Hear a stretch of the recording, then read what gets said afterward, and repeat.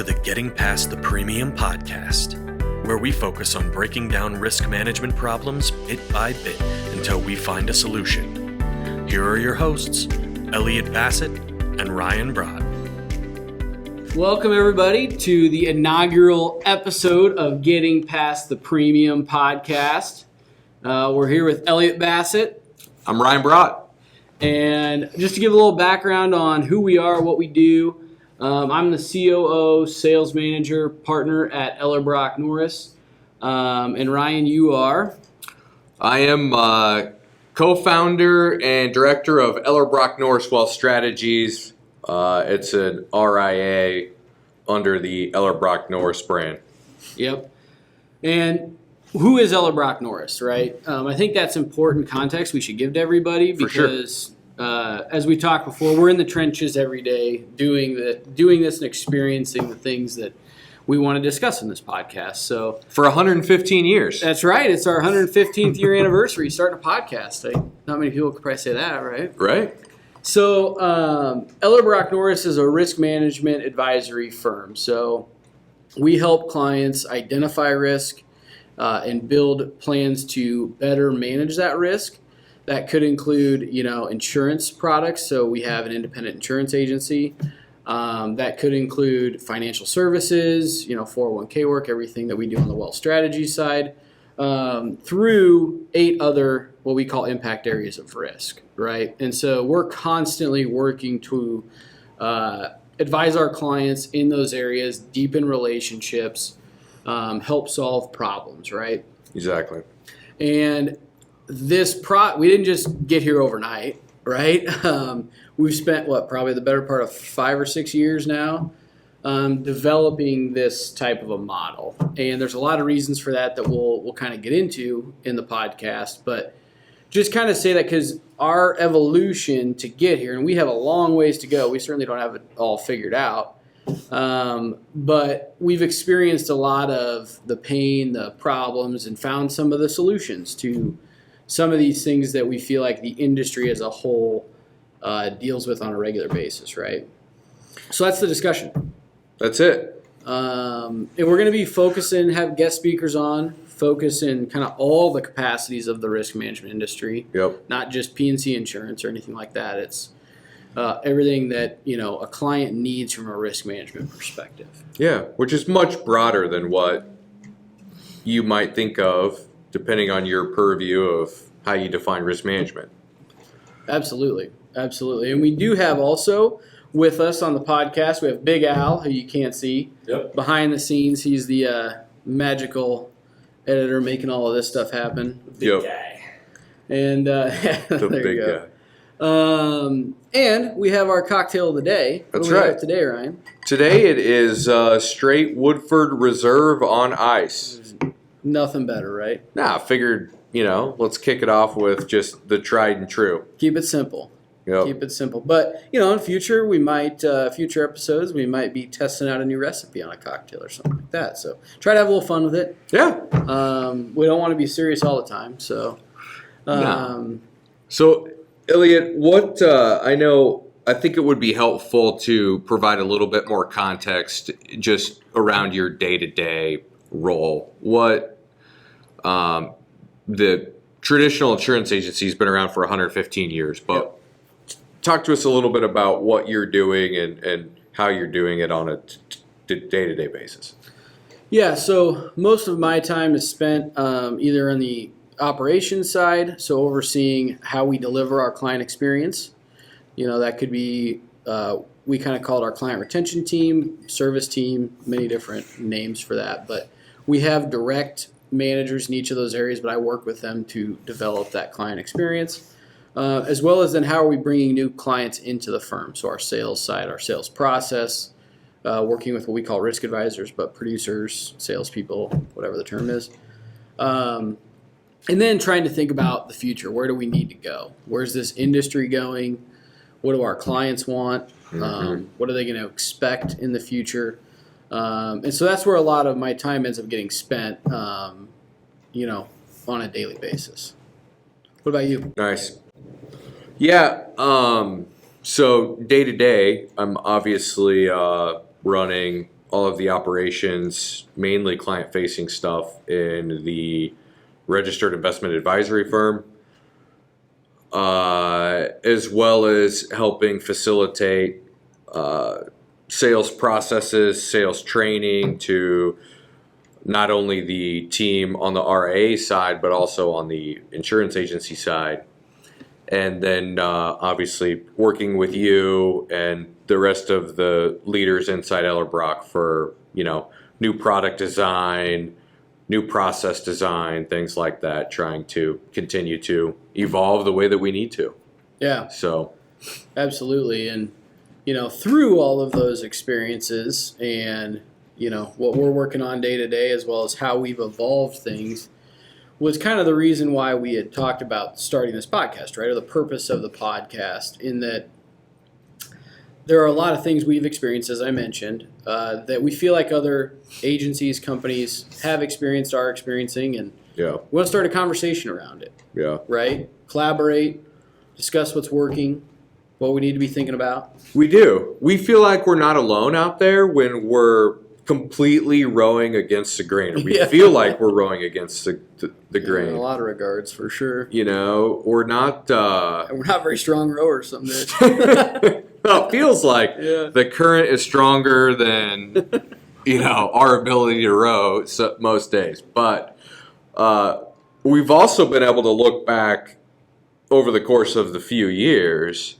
and see growth by design, growth by purpose, that I feel like a lot of other agencies can't show and articulate.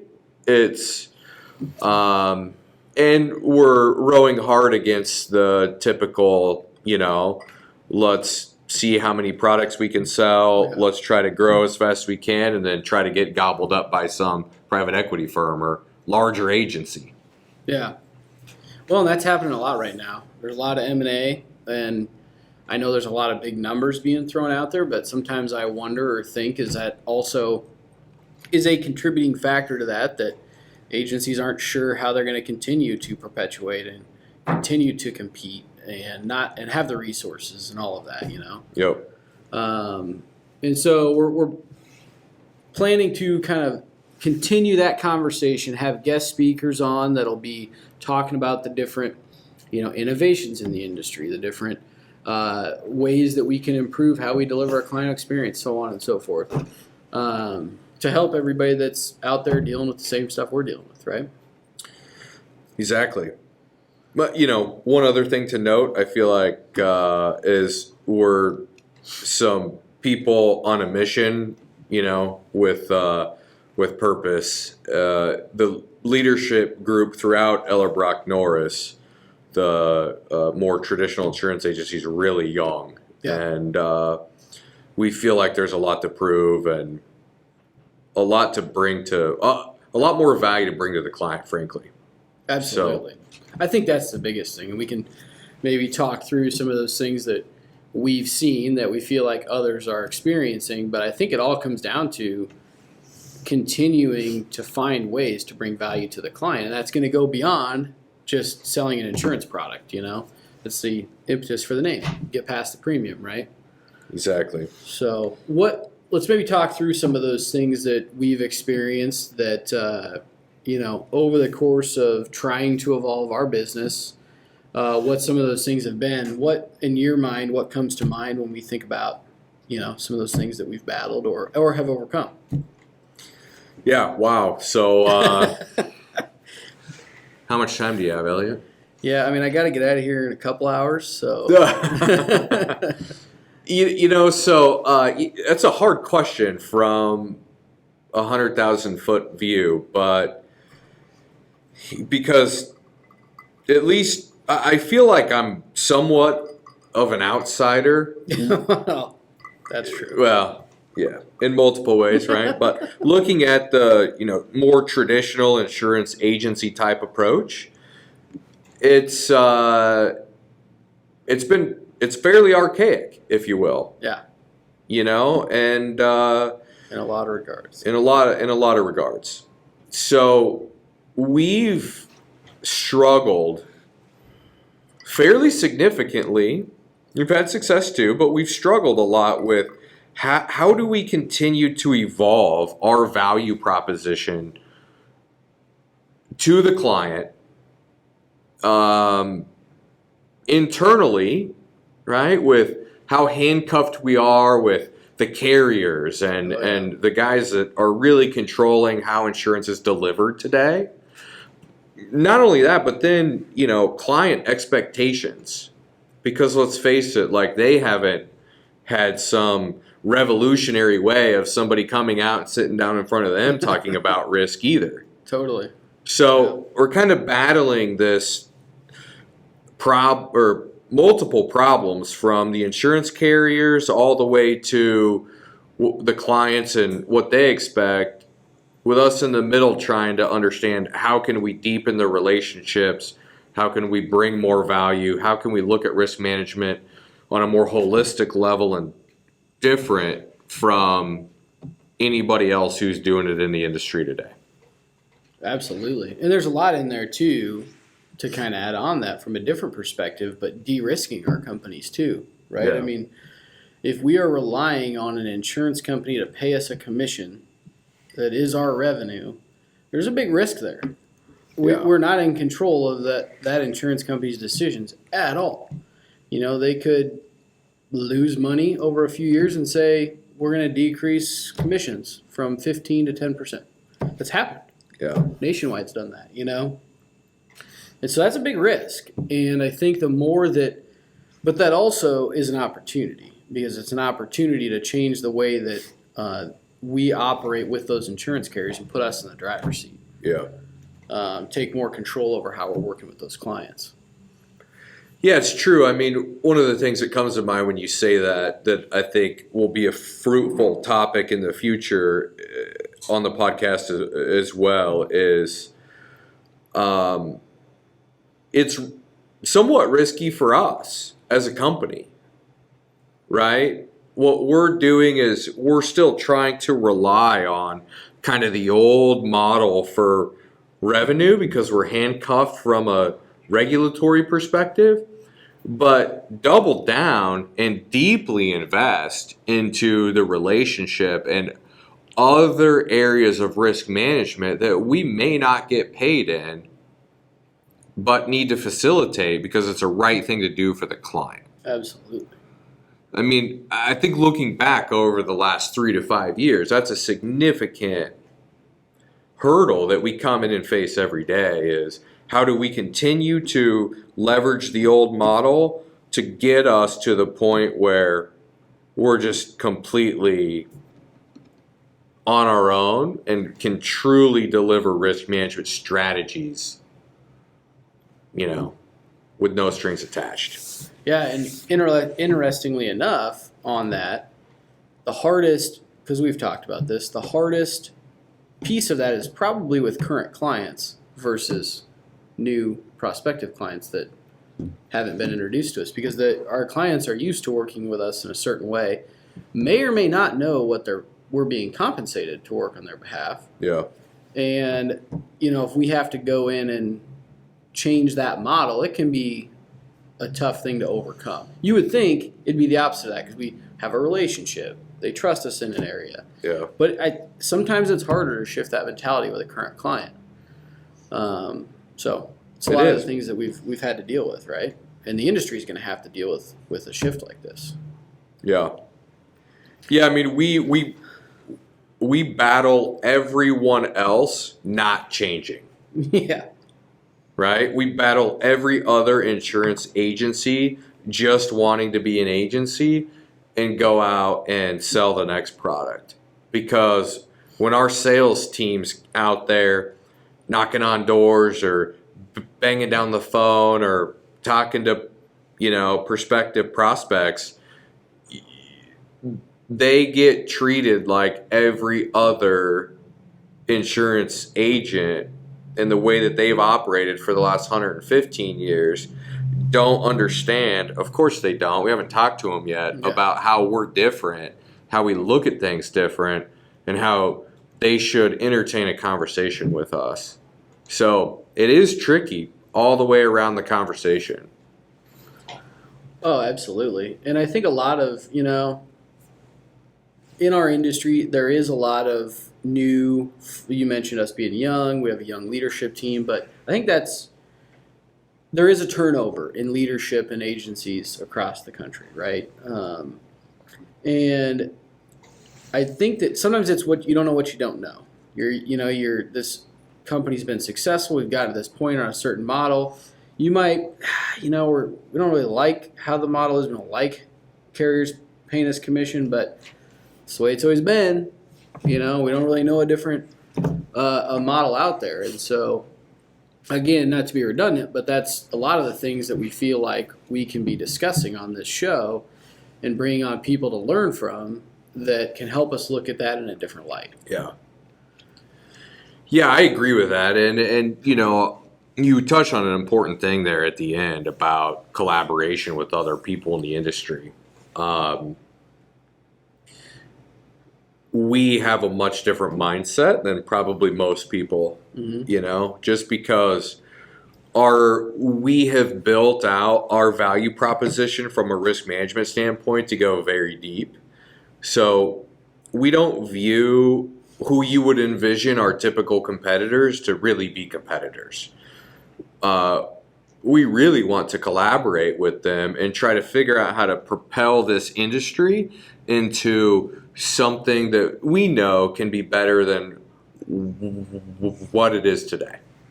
Totally. And there are some things that we feel like we have figured out, and there's a lot of things that we're still trying to figure out, still battling. We don't know our head from our ass. That's true in a lot of regards. But sometimes we do. Sometimes we can get in the right direction. So we can. Another big, to kind of transition to another piece of the industry that I think is a big hurdle that we've got to all overcome or figure out a solution to is technology. And I think we all know that the insurance agency is behind in its technology, right? Yeah. Yep. The main AMS systems, no names mentioned, applied systems, but there's a lot out there that we need to continue to evolve the technology. Now, I think a few years ago, the InsurTech, call it or whatnot, coming in was to disrupt the independent agent, right? We can replace that relationship with technology. Yeah. Now, I'm not naive enough, I don't think you are, to think that won't happen or can't happen. Amazon and Next Insurance just announced a partnership. Yeah. So there's going to be disruption in the independent agent channel coming. But I also think there's a lot of opportunity with InsurTech that is now coming to support the independent agent. Yeah. And in a lot of facets, I'll let you jump in. No, you're 100% right. They kind of found out that they couldn't do it without the local relationship, and it was still important. As fast as they wanted, probably. Again, Correct. I'm not going to say that it's not coming, but... Well, you still have Berkshire Hathaway 3 out there, and, Actually, whatever happened to Berkshire Hathaway 3? It's still there. Thing? For sure. Oh, okay. Yep. Everything on 3 pages. Yeah, well, the whole policy. And, which is, from a product perspective, it might not be that bad. I agree. For the right client. I'm not saying it's right for everybody, but for the right client, it might not be that bad. And why does that have to threaten the independent agent or advisor? Well, I think that's the key difference. If you're acting as an agent that processes and sells insurance policies, you probably should be scared. Because Amazon or name the InsurTech Zebra can do that faster, better, quicker, with less people. Yep. If you're transitioning to an advisory model, to your point, why wouldn't we leverage that technology to create a better client experience, thus creating an advisory relationship versus a product relationship? Exactly. And this all fits, right? It's all part of the same conversation. It's de-risking us from the insurance company issue in relationship. It's getting the technology in place that allows us to sit in the seat of advisor versus product processing and placement. But yeah, I mean the technology is a big deal from a lot of different angles. I mean, and you're right. InsurTech has made a huge push over quite a while, long period of time now, and it's continuing to get better. But one of the big issues continues to be like how the independent risk management, risk advisory shops can scale while doubling down on this client experience in more of a holistic way of looking at risk management. It's an oxymoron to a lot of people, right? How can I spend more time with the client but scale? Yeah, more time, more energy, more resources, better advice, but be able to double your business in 3 years. Totally. Well, and again, going back to that collaboration piece, some things that, we've heard through people that we know in the industry and podcasts, other podcasts you listen to, is there are other agencies and people that are looking at this same thing from an innovation perspective, have built some of their own technologies to fix problems that they had within their agencies, and we see no reason why we can't all collaborate around that. We've done it, with one of the sponsors of the podcast launch. We've done it with our own internal software around our sales process and that advisory services. Yep. But those are everywhere, and again, it's all about being collaborative around what are those things, how do they all fit together? Because not everybody's model is the same either. Those are all going to be different things that come together, right?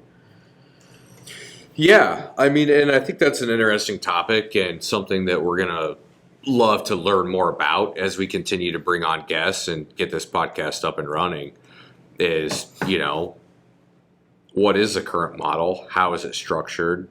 What are they doing to differentiate themselves, et cetera? But we have personally made a significant investment into trying to change that game ourselves. Yeah. And I think you kind of let the cat out of the bag a little bit there with launch. So why don't you give us the 2-minute overview of launch, what it is, well, again, what we're trying to accomplish. How long do we have? But it all goes back to the same conversation. The podcast and what we've built in a software are all part of the same conversation, in that it's changing how we work with clients. And we had worked on our advisory model, right? That we want to identify risk, advise our clients on risk, get away from only selling product.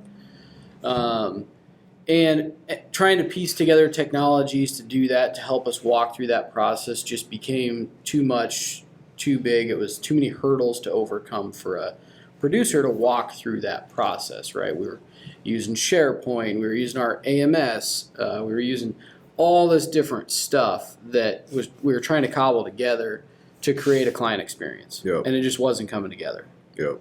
We didn't have consistency across process. We didn't have the information at the fingertips of producers and salespeople when they needed to get out and have these discussions with clients. All of those things, and we could again go down a rabbit hole for hours on this because we have. Yep. Over many nights in Crown Royal and other. Just a couple. So, but we just decided again, as I think a lot of people have seen, that we can go out and create something that works for us, that creates this client experience we want, puts the right tools at the hands of our salespeople when they need them. And to your point, actually, one of the biggest things is allow more client-facing time. Yeah. Allow us to be that advisor, yeah. right? And so we built what we call Launch, and it's taking all of that, distilling it down into a technology that walks our salespeople through that on a consistent basis.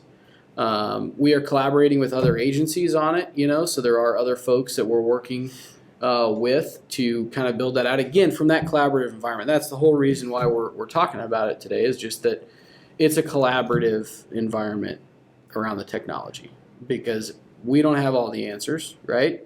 I feel like we can get smart minds in the room and something good's going to come out of it. So was that in 2 minutes, or You did it wasn't good. bad. You did good. It's about 4. Oh, well, Big Al's got time check back there. I guess. Mr. Spellcheck back there. But yeah, so that's kind of what we're doing there. We'll hear a lot more about it again, because we want to get the message out that this is something that, folks that are out there in the industry, we want to not only collaborate on it, but we're building that as a solution to some of these things we've seen in the industry. Yeah.